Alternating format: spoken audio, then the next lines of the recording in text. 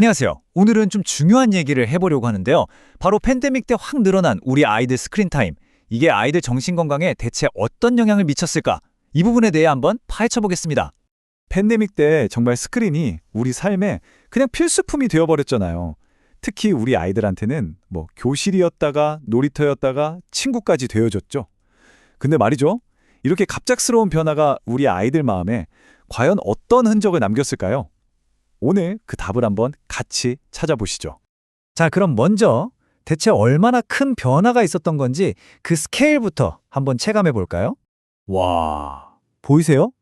팬데믹 동안 아이들 스크린 타임이 무려 52%나 늘었다고 합니다. 이게 그냥 좀 늘었네 수준이 아니라 말 그대로 거의 모든 아이들 일상에 스크린이 훨씬 더 깊숙이, 아주 깊숙이 파고들었다는 뜻이에요. 이걸 시간으로 환산해 보면요. 청소년들이 하루 평균 거의 6시간을 스크린 앞에서 보냈다는 거예요. 와, 깨어있는 시간의 상당 부분을 그냥 스크린만 보고 있었단 얘기잖아요. 진짜 어마어마한 양의 미디어를 소비한 거죠.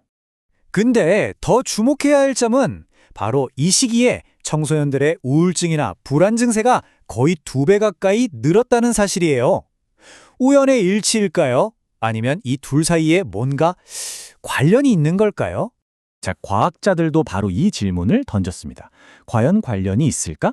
그래서 명확한 답을 찾기 위해서 정말 전 세계적인 규모의 조사를 시작하게 됩니다. 이게 재밌는 게 과학자들이 딱 한 가지 연구만 보고 결론을 내린 게 아니에요. 마치 탐정이 여러 사건 파일을 쫙 모아서 범인의 공통된 패턴을 찾아내는 것처럼 전 세계에서 이미 진행된 수십 개의 연구들을 하나로 모아서 분석하기 시작한 거죠. 이런 연구 방법을 바로 메타 분석이라고 부르는데요. 이게 정말 강력한 도구예요. 왜냐하면 여러 연구 결과를 하나로 합치니까 개별 연구만 봐서는 잘 안 보이던 훨씬 더 크고 훨씬 더 명확한 그림을 볼 수 있게 해주거든요. 자, 그래서 이번 분석에는요, 자그마치 23개의 서로 다른 독립적인 연구 결과가 하나로 합쳐졌습니다. 그리고 이 연구들이 진행된 곳도 보세요. 북미, 유럽, 아시아, 전 세계 10개국에 걸쳐 있어요. 그러니까 이게 특정 문화권에만 해당하는 얘기가 아니라 훨씬 보편적인 결과를 기대해 볼 수 있다는 거죠. 여기서 끝이 아닙니다. 이 모든 연구에 참여한 아이들의 수가 거의 3만 명에 가까운 29,581명이에요. 이 정도 규모면 여기서 나오는 결론은 정말 믿을만 하다고 할 수 있겠죠. 자, 그럼 과연 이 과학자 탐정들이 뭘 발견했는지 한번 들여다볼까요? 자, 이제 이 거대한 조사를 통해 드디어 점들을 연결할 시간입니다.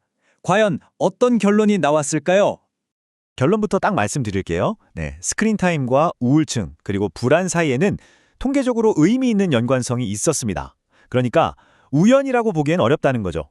스크린 타임이 길어질수록 우울이나 불안 수치도 같이 높아지는 경향이 분명히 보였어요. 그런데 여기서 중요한 건 하지만입니다. 그 영향력이 생각만큼 어마어마하게 크진 않았다는 거예요. 이게 뭘 의미하냐면 스크린 타임이 모든 문제의 원흉이다 라고 말할 순 없다는 아주 중요한 단서를 발견한 셈이죠. 자, 그러니까 핵심은 이거예요. 둘 사이의 통계적인 연결고리는 분명히 있어요. 이건 팩트입니다. 하지만 단순히 몇 시간 화면 봤어? 이게 문제의 전부가 아니라는 거죠.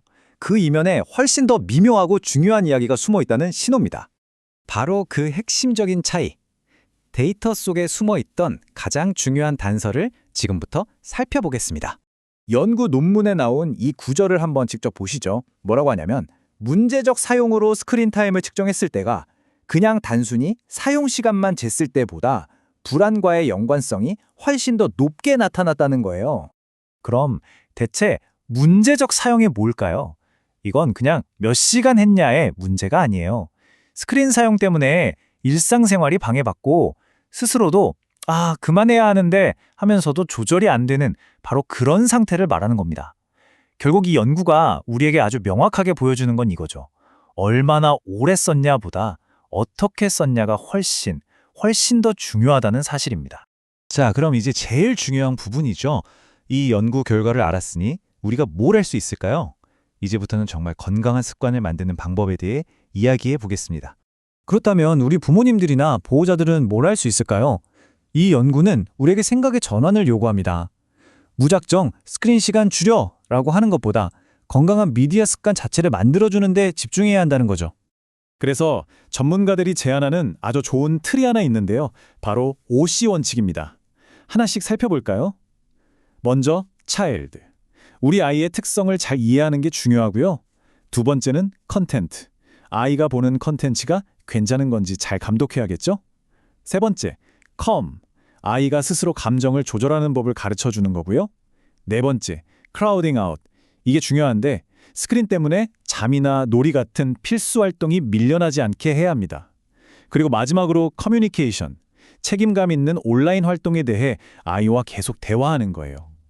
보세요. 이 원칙들은 단순히 시간 제한에만 머무는 게 아니라 아까 말한 그 문제적 사용을 막고 정말 건강한 디지털 습관을 키워주는데 초점을 맞추고 있죠. 어떻게 보면 팬데믹은 우리 모두에게 하나의 거대한 자연 실험이었던 셈입니다. 이 경험을 통해 우리는 항상 온라인인 세상에서 우리 아이들을 어떻게 준비시켜야 하는지에 대해 정말 중요한 교훈을 얻게 된 거죠. 오늘 내용을 들으시면서 여러분은 앞으로 우리 아이들을 위해 무엇을 가장 먼저 해야겠다고 생각하셨나요?